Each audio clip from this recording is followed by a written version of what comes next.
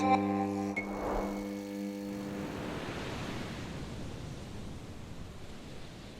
guys, this is Sam from DroneFly. So we're going to make a quick little video of all the features in the DJI Pilot app for the Inspire 1. So in the main screen, we have the camera, map, academy, and user center. In the camera, go ahead and select that. Takes a minute to open up. In here, we have our live video feed. Over here, we can switch this from camera to video. Right now it's on camera, and tap it, and it'll slide down to video. Here we have a record button, or if you're in the photo mode, it's to take photos.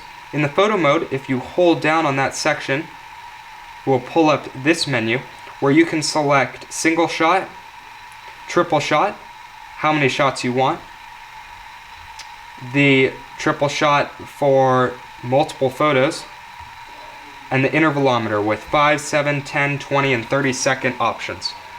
So you can we'll go ahead and select single shot. Click off. Down here, you can adjust all the settings. So right now we have it on manual. We'll go ahead and take it off manual. As you can see, these areas are locked in the shutter, but there are a few sections that are open and allow you to change them.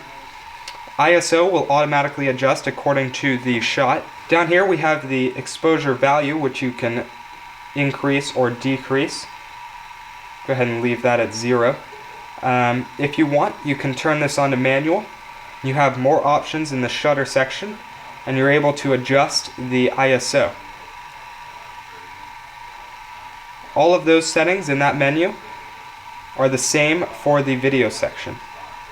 Down here we have the orientation of the craft, the height, distance, vertical speed, horizontal speed, and the distance from the optical cameras on the bottom of the craft. Over here we have the map. Up here we can change the home point to the home point where it took off, or to the dynamic home point of the controller. Here we have Go Home feature. You can go ahead and click that and slide across to start the Go Home. Up here we have the camera orientation. So right now it's set on the basic orientation.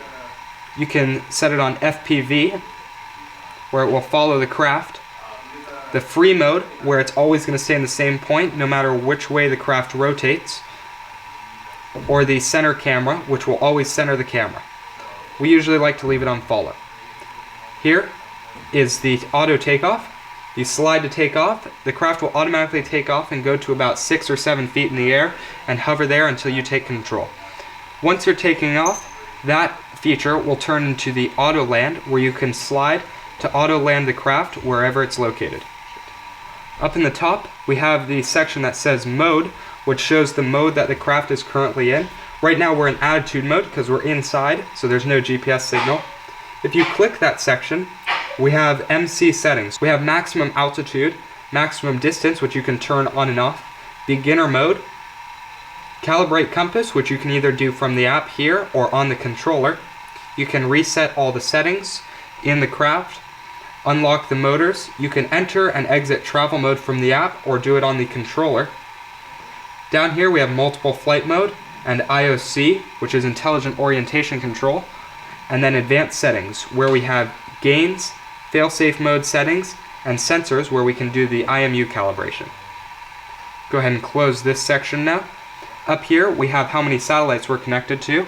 As of right now, since we're inside, it's saying that we have no satellites. When you're outside flying, it's going to show all 4 bars, showing that you've connected to all your satellites.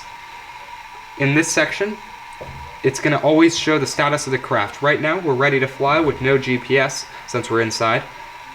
If you go ahead and select it, you can see overall status, which will show what firmware needs upgraded when you need an upgrade. It also shows all the statistics of your craft, so it's going to show which mode you're in, which controller mode you're in, battery percentage, temperature of the craft, RC battery, things like that. Over here we have the controller settings. Go ahead and select that. It shows the controller signal strength up here. In here you can set it as the master or slave controller. The slave controller would be your secondary controller for camera control. If you were to do that, you would select it down here. You would select slave, select the controller down here, the main controller, and enter in the password, which is located right here. The next one is our HD video feed, which shows the signal strength there. If we go ahead and select that, we can see all the channels that it's automatically switching to.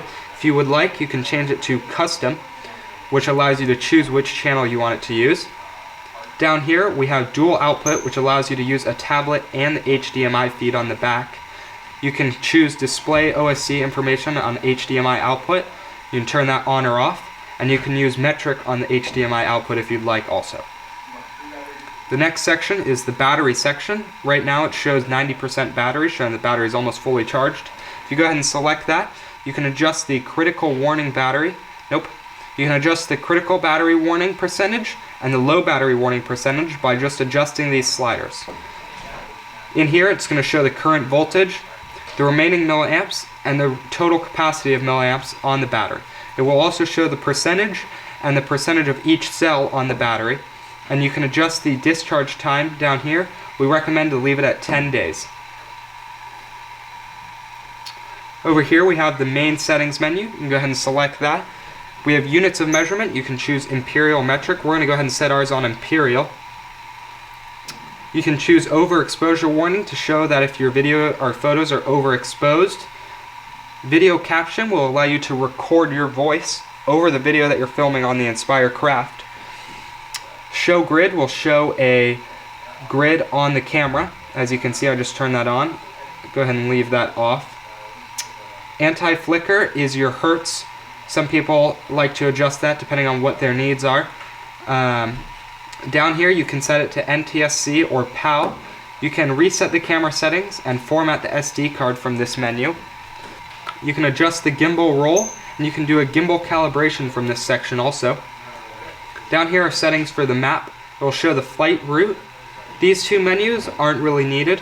The cache maps in the background is a good feature if you're going out to the middle of nowhere where you're not going to have any signal or anything like that. And down here you can go ahead and activate the tutorial if you'd like to. So that'll give you a tutorial of using the app. Go ahead and close that out now. I'm going to go ahead and go over to the maps section. As of right now, it's only going to show the flight path because the waypoints have not been activated yet. So over here we still have all our same settings as we would in the video section, down here and up in this area also. Go ahead and switch back to the camera now, and we'll go to the home, which is up here. In the home screen, we just went over the map section. It's the same as selecting here. You can easily switch between maps and video down in this section. Go back to the home screen now. Down in the very bottom corner, it'll show you the version number of the app that you're using. You can go to the Academy. So in the Academy, you can do flight simulator and watch all kinds of videos. One warning, when you are doing the flight simulator, make sure to take the props off your Inspire 1 craft. Go back to the home menu. In the user center, here we'd have our album. We actually don't have an SD card in the camera right now, so it's not going to pop up the photos. But in the album section, you'll be able to see all the photos that you've already imported to your camera roll and all the photos that are on your Inspire 1 craft right now. If we click this section, we can go ahead and see all our previous flights and all the photos and videos that you've recorded on the flights over here. Up here we have all kinds of statistics, how many flights you've taken, pilot level, total distance, and total flight hour time. If you'd like, you can go ahead and press this button up here, which will sync all the data up to your SkyPixel account, allowing you to view all this data from anywhere using the internet. And that is the DJI Pilot app for the Inspire 1.